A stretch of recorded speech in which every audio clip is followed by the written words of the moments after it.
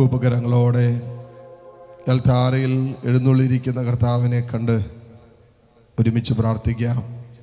പരിശുദ്ധ പരമ ദിവ്യകാരുണ്യ നാഥനായ ഈശോയ്ക്ക് എന്നേരവും ആരാധനയും സ്തുതിയും പുകഴ്ചയും ഉണ്ടായിരിക്കട്ടെ. ഇത് ആരാധനയുടെ നിമിഷമാണ്. ആരാധന നിമിഷങ്ങളിൽ നാം ദൈവത്തെ ആരാധിക്കും, അതോടൊപ്പം നാം ദൈവത്തെ ശ്രവിക്കും. നാം ദൈവത്തെ ആരാധിക്കുക മാത്രമല്ല, നാം ദൈവത്തെ ശ്രവിക്കുകയും ചെയ്യും.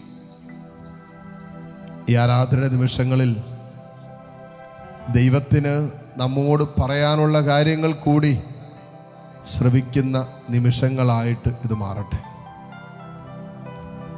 മനുഷ്യർ ഇന്നോളം പറഞ്ഞ പലതും നിന്റെ ഉള്ളിൽ മായാതെ മറയാതെ മുറിവേറ്റ ഓർമ്മയായിട്ട് ഇന്നും കിടക്കുന്നില്ലേ?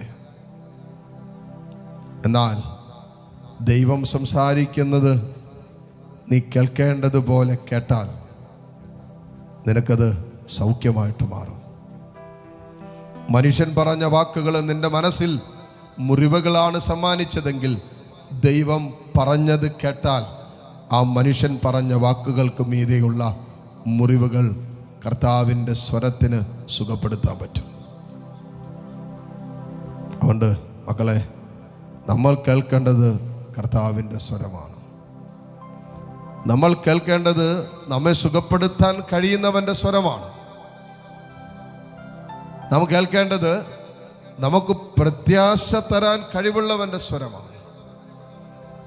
നാം കേൾക്കേണ്ടത് നമ്മുടെ ആത്മധൈര്യം ബലപ്പെടുത്തുന്ന കർത്താവിൻ്റെ സ്വരമാണ്. നാം കേൾക്കേണ്ടത് നമുക്ക് ജീവനുണ്ടാകാനും അത് സമൃദ്ധമായി ഉണ്ടാകാനുമായി സംസാരിച്ച സ്വരമാണ് നാം കേൾക്കേണ്ടത്. അപ്പോൾ നമ്മൾ പലതും ഓരോ ദിവസവും കേട്ടുകൊണ്ടിരിക്കുന്നവർ, പ്രഭാതം മുതൽ സായാഹ്നം വരെ എന്തെല്ലാം കാര്യങ്ങൾ, ഏതെല്ലാം ജീവിതങ്ങളിലൂടെ നമ്മൾ കേൾക്കുന്നവരാണ്. എപ്പോഴും ശ്രദ്ധിക്കേണ്ട ഒരു കാര്യം, കർത്താവിൽ നിന്നും കേട്ടതിന് ശേഷം മാത്രമേ മനുഷ്യരെ കേൾക്കാൻ പോകാവൂ. കർത്താവിനെ കേൾക്കാതെ നീ മനുഷ്യനെ കേൾക്കാൻ പോയാൽ അത് നിന്റെ ജീവിതത്തിൽ വല്ലാത്ത അസ്വസ്ഥതകളുണ്ടാക്കും. അതുകൊണ്ട് ഇപ്പോഴും ചെയ്യേണ്ട ഒരു കാര്യമാണ്, മോനെ, ദൈവത്തെ കേട്ടതിന് ശേഷമേ മനുഷ്യരെ കേൾക്കാൻ പോകാവൂ. ദൈവത്തെ കേട്ടവന് മനുഷ്യനെ കേൾക്കേണ്ടി വരില്ല.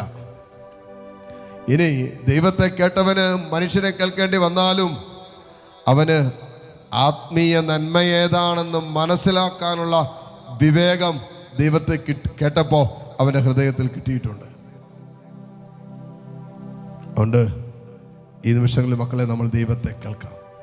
കർത്താവിനെയാണ് കേൾക്കേണ്ടത്. കർത്താവ് എന്നാ പറഞ്ഞേ? എന്നെയും നിങ്ങളെ നോക്കിയിട്ട് കർത്താവ് എന്നാ പറഞ്ഞു, ഈശോ എന്നാ പറഞ്ഞു, അതെല്ലാം കേൾക്കണ്ടേ? ഒരു പ്രശ്നത്തിൻ്റെ നടുവിൽ ഞാനും നിങ്ങളും കടന്നു പോകുമ്പോൾ നമ്മൾ കേൾക്കേണ്ടത് കർത്താവിൻ്റെ സ്വരമാണ്. മനുഷ്യൻ്റെയോ ലോകത്തിൻ്റെ സ്വരമല്ല. ജീവിതത്തിൻ്റെ അല്ലെങ്കിൽ ജീവിതത്തെ വല്ലാതെ പിടിച്ചുലയ്ക്കുന്ന അത്രയേറെ ആഴമേറിയ ജീവിതത്തിൻ്റെ വേദനയുടെ ഘട്ടത്തിലൂടെ അനുഭവത്തിലൂടെ കടന്നു പോകുമ്പോൾ കേൾക്കേണ്ടത് കർത്താവിൻ്റെ സ്വരമാണ്. യോസേപ്പിതാവ് തൻ്റെ ജീവിതത്തിൻ്റെ ഏറ്റവും സങ്കീർണമായ ഒരു അനുഭവത്തെ അഭിമുഖീകരിച്ചു കൊണ്ടിരിക്കുക. തൻ്റെ ഭാര്യയായി കടന്നു വരേണ്ടവൾ ഗർഭിണിയായി കാണപ്പെട്ടു. എന്ത് ചെയ്യും? നാട്ടുകാരോട് ആരോടെങ്കിലും അഭിപ്രായം ചോദിക്കാൻ പറ്റുമോ? അല്ലെങ്കിൽ ചോദിക്കാൻ പറ്റുന്ന വിഷയമാണോ? അല്ലെങ്കിൽ ചോദിക്കാൻ ഔസേപ്പിതാവ് പോയോ? പോയില്ല. മറ്റാരുടെയെങ്കിലും അഭിപ്രായം തേടാൻ ഔസേപ്പിതാവ് പോയില്ല. നാട്ടിലേക്ക് ഇറങ്ങിയില്ല, ബന്ധുക്കാരിലേക്ക് ഇറങ്ങിയില്ല, കൗൺസിലറിനെ കാണാൻ പോയില്ല, ഒരു മനുഷ്യനെയും കാണാൻ യോസേപ്പിതാവ് പോയില്ല. അത് ഹൃദയത്തിൽ സംഗ്രഹിച്ചുകൊണ്ട്, ഹൃദയത്തിൽ ഏറ്റെടുത്തുകൊണ്ട്, അതിൽ ഏറ്റവും നന്മയായിട്ടുള്ളത് എന്താണെന്ന് ദൈവത്തോട് ചോദിച്ചുകൊണ്ടേയിരുന്നു. അപ്പോ രാത്രിയുടെ യാമങ്ങളിൽ സ്വപ്നത്തിലൂടെ ഈ കർത്താവ് സംസാരിച്ചു. സ്വപ്നത്തിലൂടെ ദൈവം സംസാരിച്ചു. നമ്മുടെ സ്വപ്നങ്ങൾ പോലും ദൈവത്തിൻ്റെ സ്വരമായിട്ട് മാറണം. സ്വപ്നങ്ങളിലൂടെ പോലും നാം ദൈവത്തെ ശ്രവിക്കുന്നവരായിട്ട് മാറണം.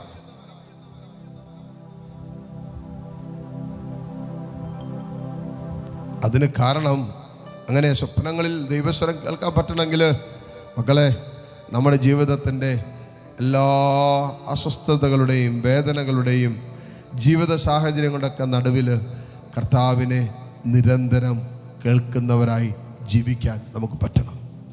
അപ്പോഴാണ് നമ്മുടെ സ്വപ്നങ്ങൾ നമ്മളോട് ദൈവാലോചന പങ്കുവയ്ക്കുന്നത്.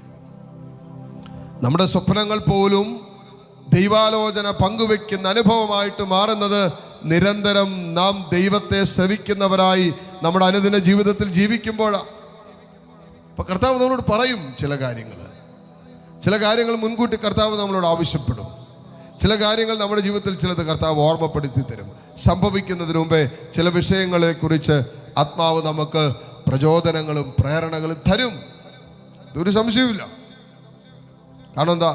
നീ നിരന്തരം കേൾക്കുന്നത് ദൈവത്തെയാണ്. അവൻ ഇന്നലെയും ഇന്നും എന്നും ഒരാൾ തന്നെയാണ്. അവൻ ആദിയും അന്തവുമാണ്. അവന് നിന്റെ നാളെക്കുറിച്ചും അറിയാം. അതുകൊണ്ട് മോളെ നിന്റെ കർത്താവ് പറയുന്നത് എന്താ? നീ എനിക്ക് വിലപ്പെട്ടവനാണ്, നീ എനിക്ക് പ്രിയങ്കരനാണ്, നീ എനിക്ക് മതിയായവനാണ്. അമ്മ മറന്നാലും ഞാൻ നിന്നെ മറക്കില്ല. നീ ഒറ്റപ്പെട്ടു പോയവളല്ല, നീ തിരസ്കരിക്കപ്പെട്ടവളല്ല. എനിക്ക് നിന്നെ വേണം എന്നാണ് ഈശോ പറയുന്നത്.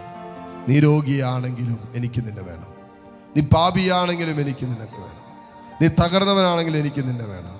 നിന്നെ ലോകം ഉപേക്ഷിച്ചാലും എനിക്ക് നിന്നെ വേണം എന്നാണ് ഈശോ പറയുന്നത്. അതല്ലേ കേൾക്കണ്ടേ? ലോകം പറയും നിന്നെ ആർക്കും വേണ്ടെന്ന്. ലോകം പറയും നിന്റെ ജീവിതം തീർന്നെന്ന്. ലോകം പറയും എല്ലാം അവസാനിച്ചെന്ന്. ലോകം പറയും ഇനി മുന്നോട്ട് പോകാൻ പറ്റില്ലെന്ന്. തമ്പുരാൻ ഒരിക്കലും അത് പറയില്ല. നിന്റെ മനസ്സ് തളർത്തുന്നതൊന്നും ദൈവത്തിൻ്റെ അതിരത്തിൽ നിന്നും വരില്ല മോനെ. ചീഞ്ഞളിഞ്ഞ് ദുർഗന്ധം വമിക്കുന്ന അവസ്ഥയെ നോക്കിയിട്ട് കർത്താവ് പറയും എന്താണെന്നറിയാമോ? ജീവനുണ്ട് കേട്ടോ, പേടിക്കണ്ട. ജീവനോടെ പുറത്തു വരും കേട്ടോ. മനുഷ്യൻ നോക്കിയപ്പോൾ ചീഞ്ഞളിഞ്ഞ് ദുർഗന്ധം വമിക്കുന്ന ലാസറിന്റെ കല്ലറയ്ക്കുള്ളിലേക്ക് യേശു നോക്കിയിട്ട് യേശു പറഞ്ഞു, പേടിക്കണ്ട, ജീവനുണ്ട്, ജീവനോടെ വരുന്നു. ഇതല്ലേ മക്കളെ വിശ്വസിക്കണ്ടേ? അതുകൊണ്ട് ഇന്നോളം മനുഷ്യൻ പറഞ്ഞത് കേട്ട് നിന്റെ മനസ്സ് തളർന്നെങ്കിൽ, ലോകം പറഞ്ഞത് കേട്ട് നിന്റെ ജീവിതം വല്ലാതെ ഭാരപ്പെട്ടെങ്കിൽ, മറ്റുള്ളവരുടെ വാക്കുകൾ നിന്റെ മനസ്സിനെ വല്ലാതെ തളർത്തിയെങ്കിൽ, നീ കേൾക്കേണ്ടത് കർത്താവിൻ്റെ സ്വരം, അവൻ്റെ സ്വരം മാത്രമാണ്. അതിനൊന്ന് ആഗ്രഹിച്ച്, അതാണ് നിന്നോട് പറയുന്നത്. നീ ഏതവസ്ഥയിലാണെങ്കിലും എനിക്ക് നിന്നെ വേണമെന്ന്. കരങ്ങൾ രണ്ടു ഉയർത്തിപ്പിടിച്ച്, ഏതവസ്ഥയിലും എന്നെ സ്നേഹിക്കുന്ന കർത്താവ്, ഏതവസ്ഥയിലും എന്നെ ചേർത്ത് പിടിക്കുന്ന എൻ്റെ കർത്താവ് ഈ അൾത്താരയിലുണ്ട്. ആ കർത്താവിനെ ആരാധിച്ചുകൊണ്ട് ഏതാനും നിമിഷം താഴ്ന്ന സ്വരത്തിൽ സ്തുതിച്ച് പ്രാർത്ഥിക്കാവോ? Hallelujah, hallelujah, hallelujah. യേശുവേ ആരാധന, ആരാധന, ആരാധന, ആരാധന, ആരാധന. ഹല്ലേലൂയ. യേശുവേ ആരാധന, യേശുവേ ആരാധന, യേശുവേ ആരാധന.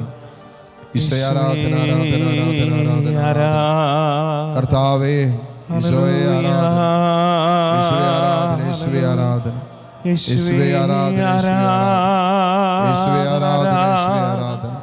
Hallelujah, hallelujah, hallelujah. യേശുവേ ആരാധന, യേശുവേ ആരാധന. Hallelujah, hallelujah, hallelujah. ഈശോയെ ആരാധന, യേശുവേ ആരാധന. Hallelujah, hallelujah, hallelujah. ഈശോയെ ആരാധന, ആരാധന, ആരാധന. മുട്ടുകുത്താൻ സാധിക്കുന്ന എല്ലാ മക്കളും ഈ നിമിഷം മുട്ടുകുത്തുന്നു. മുട്ടുമേലായിരിക്കും. കർത്താവിൻ്റെ വലിയ കരുണ ഒഴുകിയിറങ്ങിയ നിമിഷങ്ങളാണ്. കരങ്ങൾ തുറന്ന് ഈശോയിലേക്ക് നീട്ടിപ്പിടിക്കാം. ദിവികാരൻ ഈശോ നമ്മെ ആശീർവദിക്കാൻ ഒരുങ്ങുന്ന നിമിഷമാണ്. കർത്താവിൻ്റെ അനന്തമായ സ്നേഹവും കരുണയും നമ്മുടെ മേലുണ്ട്. ആ വിശ്വാസത്തോടെ ഇരുകരങ്ങളും ഉയർത്തിപ്പിടിച്ച് കർത്താവിനെ കണ്ട് താഴ്ന്ന സ്വരത്തിൽ കർത്താവിനെ സ്തുതിച്ചുകൊണ്ട് ഈശ്വരാശീർവാദം സ്വീകരിക്കാം. Hallelujah, hallelujah, hallelujah.